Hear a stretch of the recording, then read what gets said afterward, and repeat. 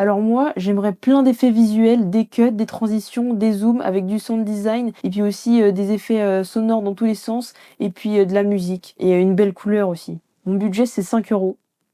Aujourd'hui, je vais vous parler facturation parce que ce genre de propos là, En fait, c'est aberrant. J'ai l'impression que le métier de monteur vidéo n'est pas considéré et il y a beaucoup de gens qui pensent que ça se fait comme ça et qu'on peut demander tout et n'importe quoi à tout le monde et que le prix est tout le temps trop cher. Écoutez, aujourd'hui, je vais vous expliquer comment je facture, tout ce qu'il faut prendre en compte et que beaucoup de clients ignorent, malheureusement, à mon plus grand regret. Donc, dans cette vidéo, je vais vous expliquer tout simplement comment je facture les prestations de montage vidéo. Je ne sais pas pourquoi je parle comme ça, c'est insupportable. Et comme je ne retiens rien, évidemment, mon ordinateur a toutes les notes.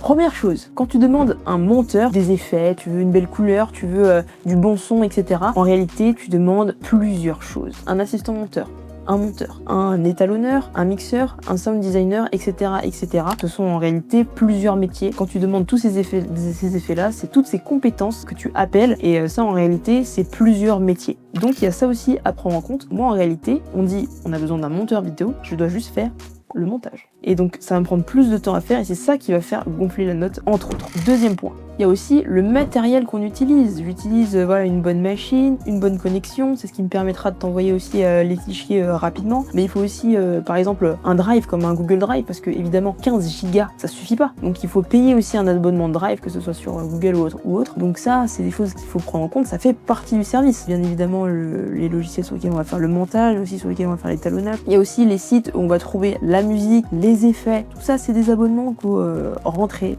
dans la note finale. Troisième chose, mon expertise. Tu veux de la qualité, moi j'ai pris du temps pour me former, pour apprendre les différents procédés, les choses qui se font en ce moment et aujourd'hui je le mets à profit pour ton projet. Quatrième chose, le temps que ça prend pour effectivement dérucher, monter, etc. Faire les tâches demandées. Un Reels par exemple de 50 secondes, quelle est la durée du rush de base? 5 minutes? 2 heures? Ça prend pas le même temps pour les travailler. Cinquième chose, j'ai des charges à payer sur mes revenus. Les frais sur les virements par exemple que je reçois. Puis même en règle générale, j'ai des charges à payer. Faut savoir une chose, et je terminerai sur ça, le prix que je donne n'est jamais la somme que je touche.